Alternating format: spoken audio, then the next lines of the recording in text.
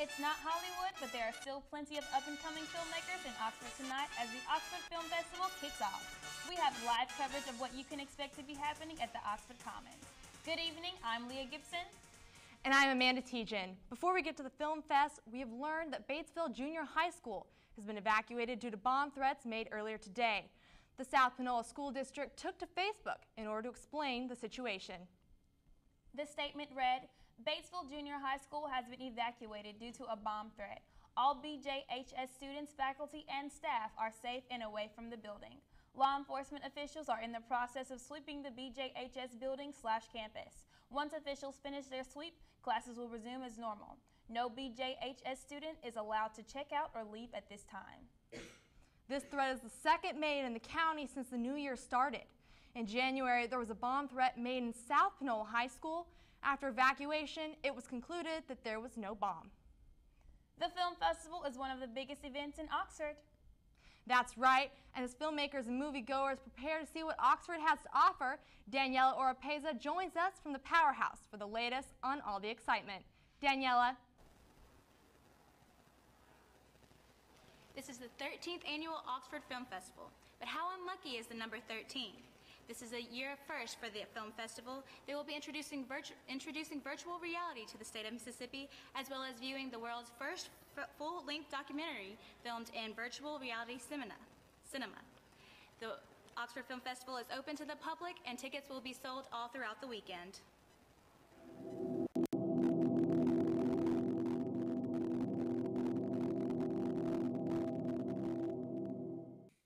The annual Oxford Film Festival has arrived. Starting today and until February 21st, the Oxford Film Festival will premiere short films, narratives, and documentaries at various locations. We have venues at the Shelter, the Conference Center, the Lyric, and here at the Powerhouse. We're looking and expecting about 3,000 to 5,000 people in this year. An influx of people from all over, from New York, Chicago, Los Angeles. Never seen Mississippi. An art auction will also take place to benefit the film festival. Buyers can purchase on the spot or place a bid on art pieces such as Johnny Depp's self-portrait and an autographed poster of The Godfather. The film festival is a chance for all local artists to come together and have a media and a form of expression to continue their pursuits and their efforts in the media. For more information on ticket prices and film schedules, visit the festival website at oxfordfilmfestival.com. Films will premiere on Friday, the 20th, and continue watching NewsWatch Ole Miss for a follow-up on this weekend. For NewsWatch Ole Miss, I'm Daniela Oropeza. Thanks, Daniela. February is not quite over yet, which means there's plenty more Black History Month celebrations planned. One of the most unique programs in this year's program is a social media campaign to share stories. Alex Gonzalez tells us about the successes of this month's program.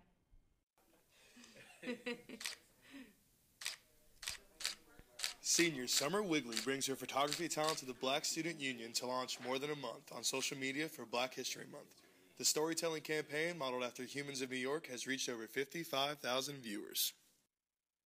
At our university, we know that if you're not silent, people will listen, and people want to know your stories and kind of know where you come from, and that kind of brings the human aspect of it and makes people relate as well. And I think that was something that we were missing on this campus, was just the personal side of things and what people go through every day. The More Than a Month campaign helps personalize students' stories and reflections of Black History Month, and it's getting a lot of likes. Deborah Whitley is one of those sharing her story. The more people she can reach through the campaign, the more minds that are opened up and the more people that are able to connect and relate. Because that's the big thing about her campaign. It's about relatable moments and relatable experiences. And so although you may not look like this person or be from a background to this person, you can empathize with them, or you may have had a similar experience. And I think that's really important. So the more people that it reaches, the better. Summer continues to listen for stories and hopes to bring more awareness to the Ole Miss community. People want to be heard. You provide that human aspect and that platform for people to be relatable and find comfort. Because, some people want to share their stories, but what they haven't realized yet is that they're touching so many other people. Alex Gonzalez, NewsWatch, Ole Miss. For a full list of Black History Month festivities, you can go online to inclusion.olemmiss.edu. Mississippi Blood Services hosted a blood drive today sponsored by the Library Sports Bar. This is the 6th year this drive has been sponsored by the library. The process of giving blood takes about 30 minutes, assuming there's no wait time. You come in, we perform a brief medical history screening on you just to make sure you're feeling well and healthy to donate. And with that screening, we check your blood pressure, we check your iron level, we check your pulse and temperature. And then after that process is the actual phlebotomy portion of it. Over 200 donors today. While it's not the largest turnout they've seen, Mississippi Blood Services is happy with the amount of donors. The blood drive ended today at 5, but there's always blood drives held with rewards at the organization. Previous rewards have been gift cards to places such as Walmart and Obies. With more and more vape stores popping up, the use of e-cigs is on the rise, particularly among college students. Jennifer Lott shows us how this becomes a problem on a smoke-free campus.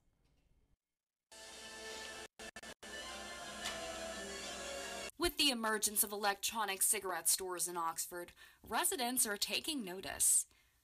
Smoking rates have hit an all-time low, but at the same time, vaping has never been higher.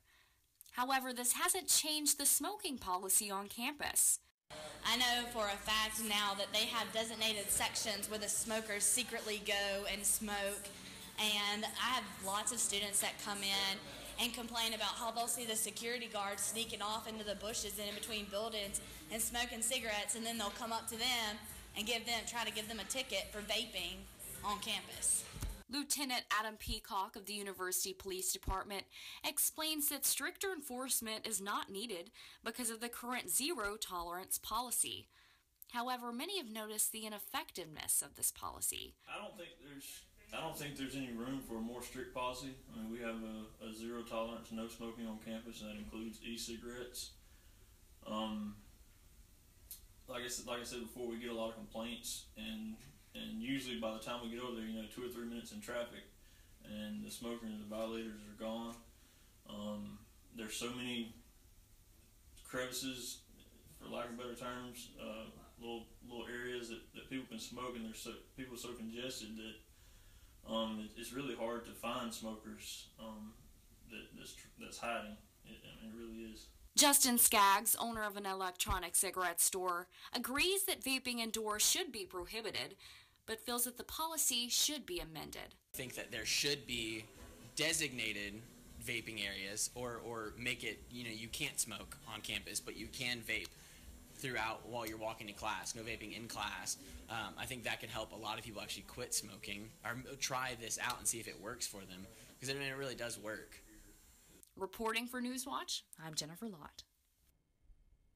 Students wanted them, and now they're lining up for fingers and burgers. Raising Cane's and Steak and Shake are now open at the Pavilion at Ole Miss. Clint Tucker tells us all about how the new spot will get you a bite to eat.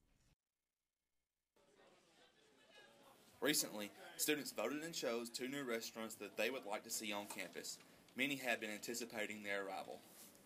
Yes, I'm very excited because it opens up a lot of space because the Union's really, really crowded around this time, and I feel like it's going to split up campus a little bit more.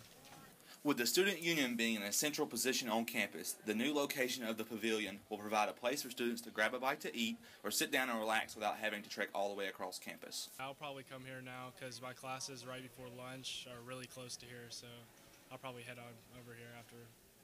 Most come for cheeseburgers and chicken fingers, but there's no denying the financial impact that these businesses will have on the university. The first day, I think we have projected sales of around $15,000 to $18,000. So that equates into a couple hundred, if not more, people. So I know that there's not a whole lot of Raising Cane's anywhere close or anywhere north of Jackson, Mississippi, and so it's a good opportunity for everyone up here. We broke the record for the most part for Steak and Shake opening up for opening day for the Pavilion. We did $22,500 in 3 hours, which is insane. So today we're shooting for about 1,500 guests. That's about an average number. We're shooting for between $10,000 and $15,000 a day would be a great goal. Lehman says that the restaurants and the university won't be the only ones benefiting. One of the main goals of the restaurants is to provide work for students. With NewsWatch 99, I'm Clint Tucker. One group of Ole Miss students are balancing their studies with music. Find out about a local band who's performing right here in Oxford. Plus, it's more than just playing doctor. One Florida teen is being charged with impersonating a medical professional. But first, we go to Abby McIntosh, who has our first look at the current conditions. Evening, Oxford. Currently, it's sunny with temperatures in the low 50s, but this beautiful weather will not be around for much longer. Coming up in Storm Watch, I'll show you when the colder temperatures and clouds will return. Stay tuned. NewsWatch will be right back. Did you know kids who play... The Lyric has some special guests planned for tomorrow night. NewsWatch correspondent Chandler Morgan joins us with more details. Chandler? Thanks, Leah. They're making their way all across town. I got a chance to talk with these 6 rocking rebels and discuss their big plans tomorrow night here in Oxford.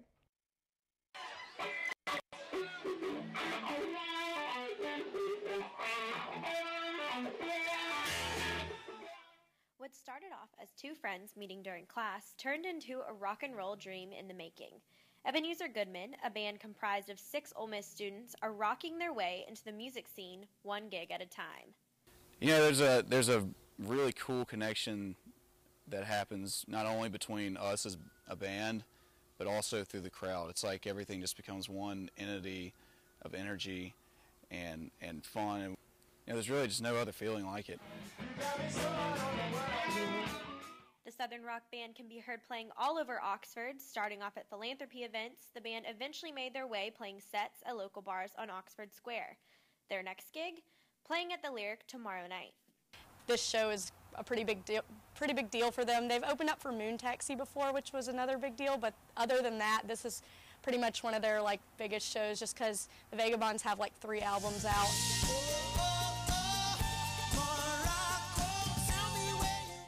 It's cool for them to be opening up for such a big name. Although the band has played at the Lyric before, tomorrow night the musicians will be opening for the Vagabonds and the Delta Saints. Tomorrow it's going to be kind of one of our most unique shows we've played yet. We're playing a few covers, but you know, they're definitely a diverse range of covers, and we're intertwining those with all of our original songs. The band holds a strong presence on social media, and Goodman said that studio recordings are definitely coming in the near future. So it's a very fluid set, high energy the whole time. By definition, we're Southern rock, but we have songs that will appeal to just about anybody. So if you're at our shows, you're going to have fun. You can get your tickets online or at the door, with Ebenezer Goodman taking the stage shortly after the doors open at 9 p.m. Leah?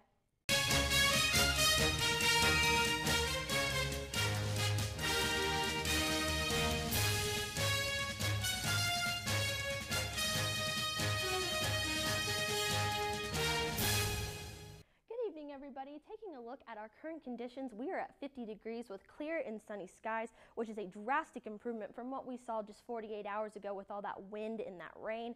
But the beautiful weather that we have been seeing today is going to be with us at least for the next few days.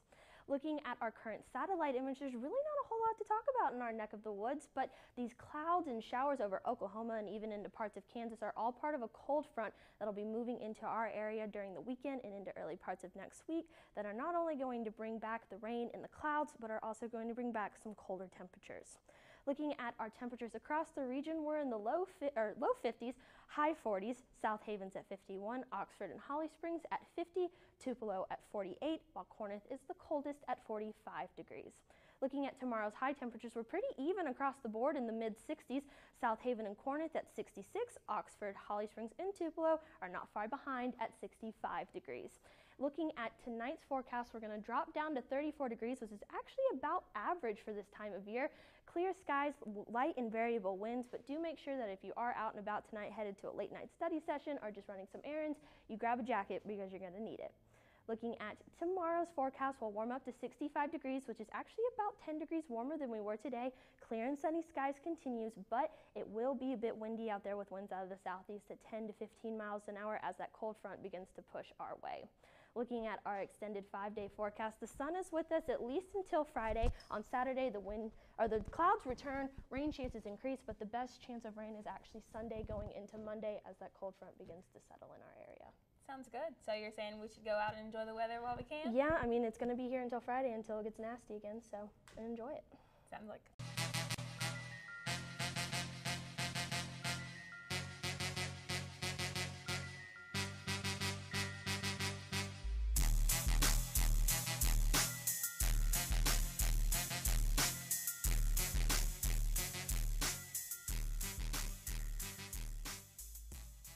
Welcome to Rebel Watch. I'm Kristen Banks.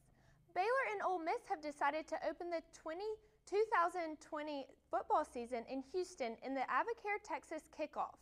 This will be the second meeting between the two schools. Baylor won the first meeting 20-10 in Waco, Texas in 1975. This will be the third neutral site season opener for the Rebels, who beat Boise State and Atlanta in 2014 and will open this season in Orlando against Florida State.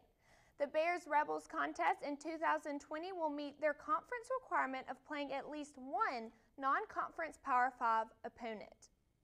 Former Ole Miss Rebel defensive tackle Levon Hooks was signed by the Pittsburgh Steelers yesterday. He started his collegiate career at Northeast Mississippi Community College. As a Tiger in 2012, he had 11 tackles and 5.5 sacks. Hooks transferred to Ole Miss in 2013, where he lettered for 2 years, playing 24 games with 2 starts. Hooks had a total of 27 tackles, 9 for a loss, and 3 sacks while playing for the Rebels. In 2015, Hooks was undrafted and signed by the Green Bay Packers. Taking it over to the Diamond, the Ole Miss softball team started their season off at the Paradise Classic in Hawaii last weekend. The Rebels had an impressive record of 4-1. Nathan Lowe has more on that story. Sun, surf, and beaches. This is what most people come to Hawaii for year after year.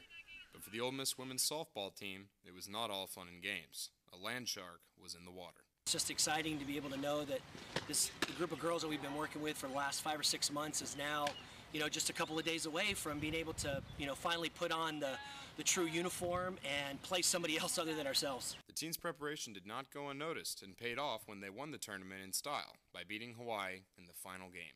So much. I mean, we really wanted to get 2 wins today, go on a high, go back home, and keep that win streak alive, so it means a lot. I've been telling the girls all year long there's just something special about this team. I think a lot of it has to do with team chemistry.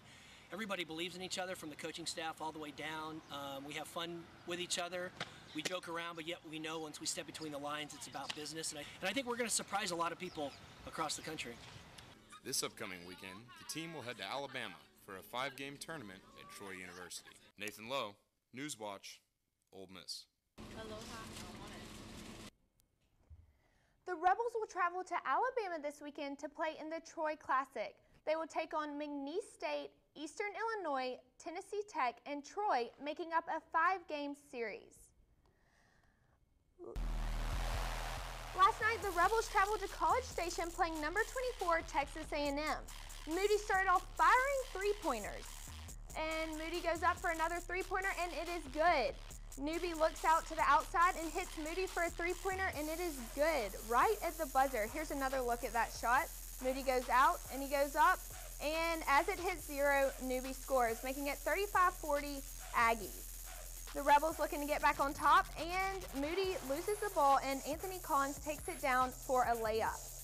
Moody was firing shots all night, scoring 17 points, but it wasn't enough. Ole Miss loses 71-56 to Aggies. Back to you guys at the desk.